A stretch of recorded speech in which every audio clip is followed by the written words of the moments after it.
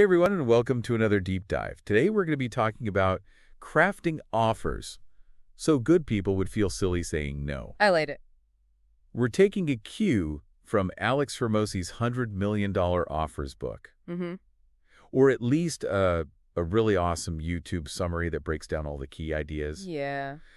So are you ready to dive into this and figure out how to make some irresistible offers? Let's do so. Right out the gate, Hormozi kind of throws down the gauntlet. He's like, commodity products are a trap.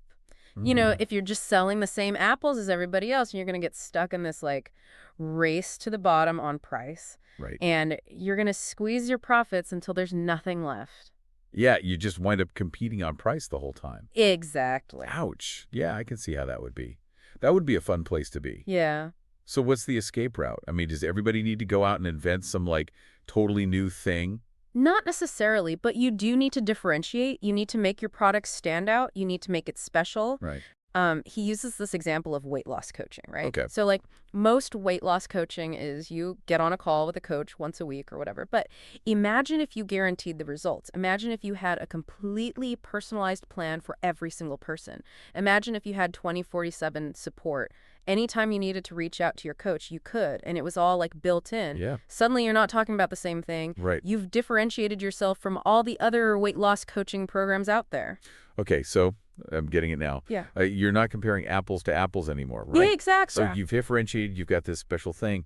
How does that impact, like, my pricing? That's a great question. Can I actually charge more? Yeah, you're already thinking ahead, which is great. We'll get to pricing. But Right. but before we even do that, you need the right people lining up to buy. So he's really big on targeting the right market. Okay. And he says there are 4 things that you should look for in a market. Okay, hit me with number one. What's the first thing I got to be looking for?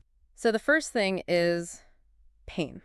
Okay. Your customer needs to need what you offer. All right. Not just want it, they need to need it. Got it.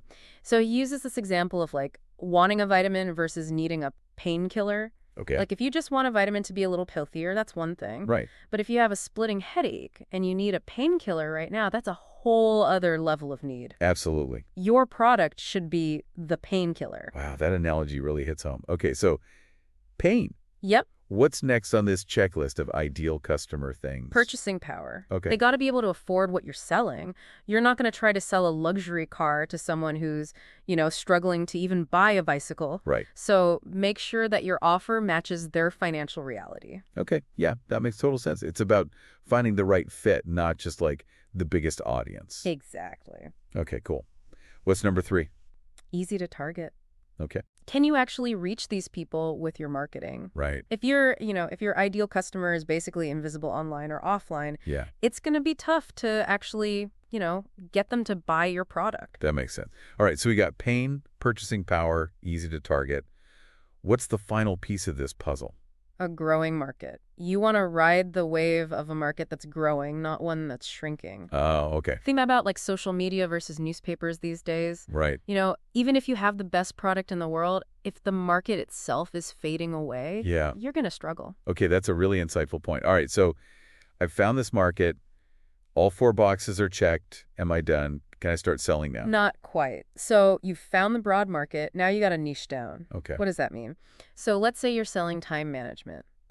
Are you talking to overwhelmed CEOs? Are you talking to stay-at-home parents? Are you talking to like night shift nurses? Mhm. Each of these groups have very different needs, Absolutely, yeah. and you're going to be able to serve them better. Like you're using the zoom lens on your camera, right? Exactly. To get that, like, perfect shot. Exactly. You're getting more specific. Cool. Okay. So niche it down. What else should we keep in mind?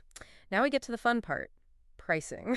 All right. And Hormozi isn't afraid to say, charge so much it hurts. Whoa, hold on. But there's a method to the madness. Okay. It's not about being the cheapest. It's about understanding the relationship between price and value. Okay. Think about like a Prada bag, right? Okay. Some people might look at that price tag and be like, what? That's outrageous. Right. But other people, they see the value in the craftsmanship. They see the value in the brand. They see the value in how it makes them feel. Okay. And so it's not about being the cheapest. It's about finding the people who get it. Okay. So it's about finding the people who get it, who see the value, even if the price is higher. Exactly. And here's the thing. Oftentimes, fewer customers at a higher price means more profit for you. Oh, interesting. Right, because you can provide better service, you can invest more in the quality of your product, And plus those higher prices allow you to invest back into the business, Right. improve quality and make your employees happier. Yeah. It's like this positive cycle. So it's not just about charging more to charge more. It's about actually fueling a bigger vision for your business. Exactly. But here's the catch. You have to deliver exceptional value to justify those premium prices. Right. You can't just charge an arm and a leg and give people crap, right? Right. So he talks about 4 value drivers that make an offer irresistible. Okay, I'm all ears. What are these magic ingredients that make people want to say yes? Well, Yeah. Okay, lay those value drivers on me. What are they? What makes an offer so good that people just can't resist? all right. So the first one is the dream outcome. Okay. What does your customer ultimately want to achieve? You're not selling a gym membership, you're selling the dream of a healthier, fitter body. I see. You're not selling the thing, you're selling the result. Exactly. You're selling the transformation, Okay. the after picture. Yeah. And then the second one is perceived likelihood of achievement. Okay. Now, this is all about building trust. Can you actually deliver on that dream? Right. Think about it like this. If you buy your favorite chocolate bar, you're pretty sure you're going to enjoy it, right? Right. You have no doubt in your mind. Your customers should feel that same certainty about your product. I love that analogy. It's that feeling of this is going to be awesome, no buyer's remorse here. Exactly. I love it. Okay, so dream outcome and like feeling confident it's going to work. What else? All right, number 3 is time delay. Okay. People are impatient. They want results, and they want them now. Absolutely. So how long will it take to achieve that dream outcome? The shorter the delay, the better. Okay, so like instant gratification versus a long, slow burn. Exactly. I see. He gives the example of like liposuction versus going to the gym to lose weight. Right. One is instant, the other one takes time and effort, and you got to, go consistently. Yeah. So it's about understanding that psychology. Okay, cool. So dream outcome, likelihood of success, time delay. What's that fourth one? What's the fourth thing? All right, so the 4th value driver is effort and sacrifice. Okay. What will it cost the customer besides Gondler? Okay. So will it cost them time, energy, discomfort, all these other things? And you want to minimize these as much as possible. Yeah. Like remember the example of mirrors in elevators to make the wait feel shorter? Yeah. That's playing on this driver. Yeah. People want the result, but they don't always want the hassle, right? Exactly. So now you've got these 4 value drivers in mind, and you're ready to actually build your offer. Okay. And he lays out a 6-step formula. Okay, hit me. So step 1, you got to pinpoint that dream outcome. Right. And remember, be specific. Don't just say like lose weight. Say lose 14 kilos in 7 weeks. Like Yeah. something very specific and measurable. Okay, I'm loving the specificity here. Okay, so step 1, we've got the dream outcome.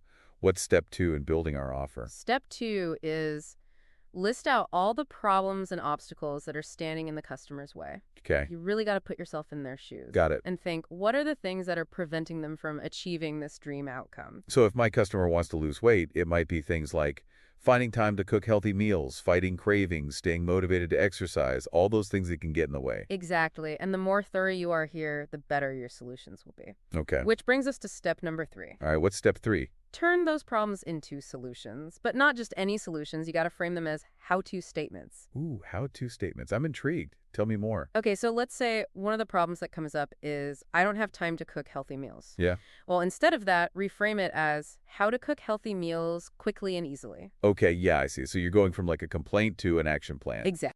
And it feels empowering, not defeating. Exactly. It's like, here's how you can solve this. It's not this insurmountable thing. Gotcha. All right, and now step number 4 is where the magic really happens. Ooh, lay it on me. You got to create solutions delivery vehicles. Solutions delivery vehicles. Okay. So this means, like, how are you actually going to deliver on each of these how-to statements? Okay, so if my how-to is how to make healthy eating enjoyable, what could that look like? What would be the vehicle to that? So you could create recipe guides. Okay. You could have meal prep workshops. Yeah. You could do online support groups where people are sharing tips and recipes. Right. You could even have like a personalized meal planning service where you're like sending them their meal plan every week. Oh, wow.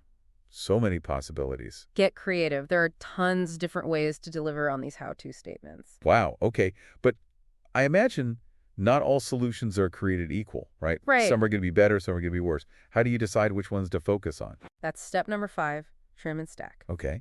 You want to prioritize the solutions that deliver the biggest impact at the lowest cost. Okay. You want maximum bang for your buck, both for you and the customer. So it's about being strategic, Not trying to do everything at once. Exactly. And a lot of times digital products like ebooks or courses, those are a great way to go because they're scalable. You don't have to physically produce anything. Right. Makes a lot of sense. Okay, so I've got my list of solutions. I've prioritized them. I've trimmed and stacked. What's the final step in this offer building journey? What's the last thing? All right, so the grand finale is step number 6, bundle solutions into one irresistible package. Oh, okay. So you're not selling these individual solutions anymore. You're selling the complete system that gets them to their dream outcome. Oh, I love this. It's like creating the ultimate transformation package. Yeah, exactly. You remove all the guesswork from it. Exactly. And when you present it like that, it's hard to say no. But here's the million-dollar question. How do you price these bundled offers to reflect that incredible value? All right, so we've built this amazing bundle of solutions. They're all geared towards that dream outcome. But how do we put a price tag on this thing? This is where I feel like things get really tricky. Yeah, it's definitely where the art meets the strategy, right? We're not just slapping a random number on there. Right. We're actually trying to reflect the value of the transformation that the customer's going to get. Right. And so he asks this great question in the video. Would you buy a $5,000 online course? Oh, gosh. My first instinct is, heck no. $5,000, that's a serious investment. Right. But what if that course guaranteed that you would make an extra $7,000 per month? Suddenly the price tag seems pretty small. Yeah, wow. Okay, that flips the script. Now it feels like an investment, not just a cost. Okay, so how do we actually convey that value to people? I can imagine just seeing the price tag and being like, whoa, sticker shock. How do we get past that? It's all about how you package and present the offer. Okay. So this is where storytelling, testimonials, and guarantees all become your best friend. Okay, storytelling. I get that everybody loves a good story. But how does that actually, sell something? Okay, so imagine this. You're not just describing a weight loss program. Okay. You're sharing the story of someone who used it and completely transformed their life. Yeah. And they were once struggling with the same things that your audience is struggling with. Okay. But through you offer, they were able to achieve their goals. I see. So you're making it relatable. It's like, hey, this person was just like you, and look what they achieved. Exactly. Now they can see themselves in that story. Got it. Okay, what about testimonials? Testimonials are gold. Okay. Pure gold.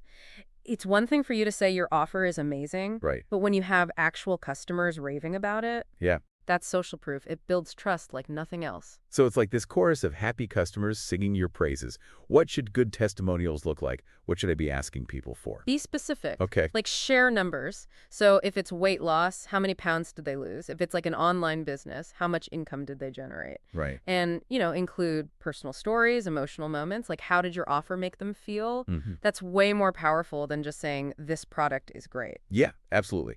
Okay, what about guarantees? Those always feel a little bit risky from the business perspective. Yeah, they can be scary, but when done right, guarantees can be incredibly powerful. Okay. Because you're essentially saying, I'm so confident that this works that I'm willing to take on the risk. And that shows a level of belief in your offer. It's like saying you have nothing to lose. Okay, this has been a mind-blowing deep dive. We've covered so much ground today.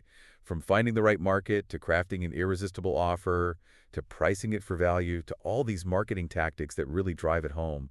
I feel like I've learned so much. And what's amazing is how it all works together, right? Yep. You're solving a real problem, you're targeting the right people, you're pricing it fairly, and you're presenting it in a way that builds trust and excitement. Yep. That's like the recipe for success. Yeah, it really feels like we've unlocked the secret formula for creating offers that people, they just can't say no to. Absolutely. So before we wrap up today, I want to leave our listeners with a challenge. Think about your own offer, whether it's a product, a service, or even just an idea that you're passionate about. What's one thing you can do today to make it more compelling? Yeah, that's a great question to ponder. And if you're hungry for more, Alex Hormozi's book, $100 Million Offers, goes even deeper to all these concepts. It's definitely a must-read for anyone serious about crafting standout offers. Absolutely. All right, well, thanks for joining us on this deep dive. We'll be back soon with another fascinating topic to explore. Until then, keep learning, keep creating, and keep crafting offers that change the world. See you the next time. Feed to our 9.